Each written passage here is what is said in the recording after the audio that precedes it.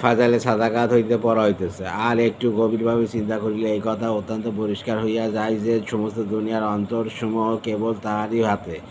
আমরা কোনো ব্যক্তির লাখো তোষামোদ করি, কিন্তু তার অন্তরে যেহেতু অন্যের হাতে ও কাজেই যতক্ষণ পর্যন্ত অন্তরের মালিকের ইচ্ছা না হবে, ততক্ষণ পর্যন্ত তার অন্তরে আমাদের এই তোষামোদের কী প্রভাব পড়িবে। যখন অন্তরের মালিক কোনো কাজ করিতে চাইবেন, তখন উহা আপনা আপনি অন্যদের অন্তরে জাগ্রত হইবে। আমরা যতই অমুখাপেক্ষিতা দেখাই না কেন, স্বয়ং তার অন্তর তাকে বাধ্য করিবে। বারবার তার অন্তরে খেয়াল আসিবে, কোনো বলাবলি ছাড়াই খেয়াল আসিবে।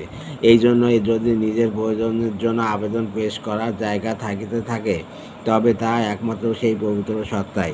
যদি অনুনয়, বিনয় এবং তোষামোদ করার স্থান থাকিয়া থাকে, তবে তাহারই দরবার, সমস্ত দুনিয়ার অন্তরসমূহ তাহার ইচ্ছাধীন, সমস্ত দুনিয়ার ভাণ্ডার তার মালিকাধীন।